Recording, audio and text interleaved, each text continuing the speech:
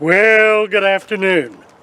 This is once again Father Fish coming to you from Curry Creek here in Venice, Florida.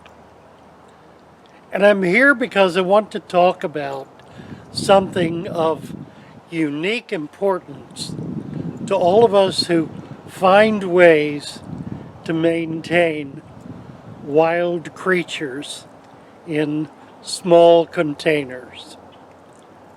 I think specifically of tropical fish, but also reptiles, insects, small mammals, other small animals that can be kept safely and healthfully in a controlled environment. Why do we do this? What interest is served in trying to keep little fish that are living in this creek alive and well in an aquarium?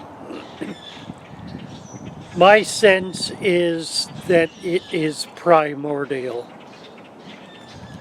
It is fundamental to our makeup, to who and what we are as creatures of this earth. The ancient story of the Garden of Eden speaks very specifically and poignantly to this specific issue. God placed us in a garden, in a beautiful place of His making, and put us in charge.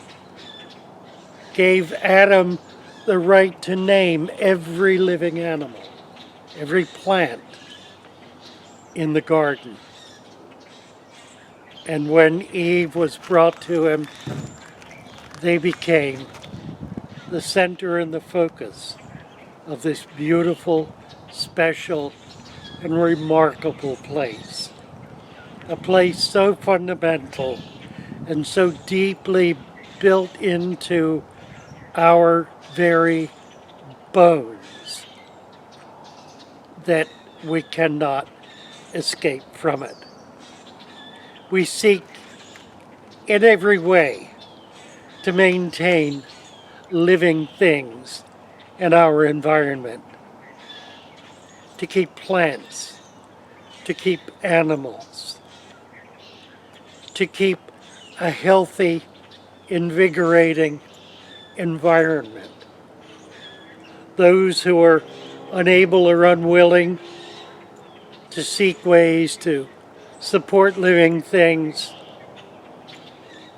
are lost souls living in a wasteland. And I include in their number those who disparage the so-called hoarders of animals. Those who claim that it's irresponsible to take something out of its natural environment and try to keep it in a more restricted environment, in a small container. Well, they're wrong. And they're wrong because they're denying the very thing that gives us soul.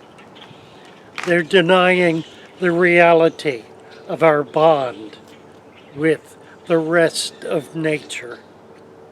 And they're wrong because they want humans to be disposed of in place of every other living thing.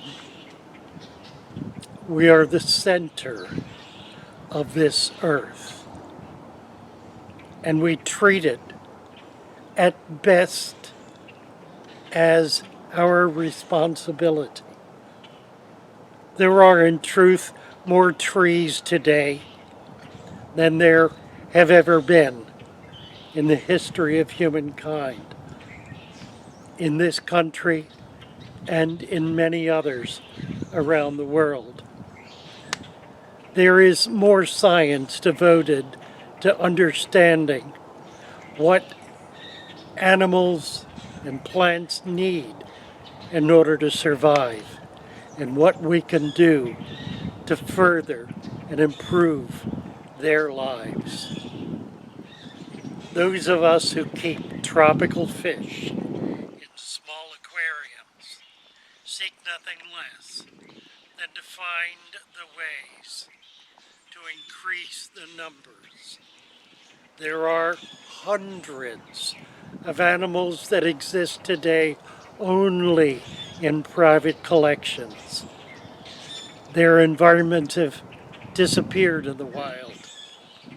They've been perhaps dislocated, perhaps made extinct by other means, but whatever the reason, they exist now in private collections. And it is the hope of each person who maintains such animals, and there are probably 25 fish that fall into that category, to be able to eventually release them back into an environment where they will be able to survive. This goes deep. This goes to the heart of who and what we are about. This is not casual, superficial, silly, and an occasional fancy. This is heartfelt. This is deep and profound. This is a moment in our history when we seek to save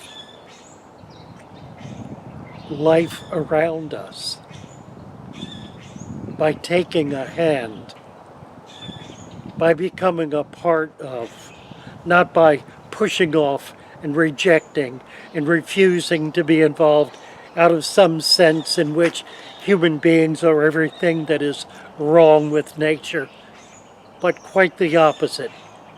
To take a hand in, to seek to find ways to help, to encourage the growth and the health, even in those little fish tanks, to create an environment in which small animals can survive and be healthy, and in which we can learn what they require so that it may be provided to them in a wider, broader context.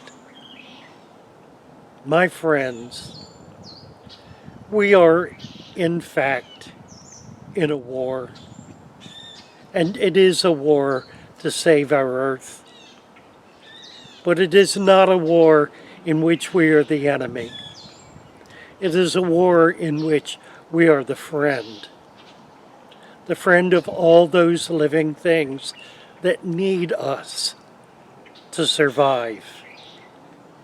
We are here because we belong here, because all that is around us, all the living things are a part of us, and we are a part of them. And we seek, we search, we strive, and we struggle to discern what is needful for us and for our brother and sister plants and animals to be able to survive, to be healthy, to be happy, and to bring as best we can back into our lives the very Eden, the very Garden of Eden that we were placed in at the beginning of time. Sin is a part of it. We seek to overcome sin by reuniting the bonds, by strengthening those bonds, by accepting personal responsibility to be involved, not to give money, not to curse others, not to slam and slander, but to care as an act of love, as a physical act of reaching out and touching and holding and endearing and providing support. That's who we are, and that's what we're about. Enjoy your hobby, for it is at the heart of who you are. This is Father Fish, signing off here on Curry Creek. Love your animal friends and be good to them. Bye for now.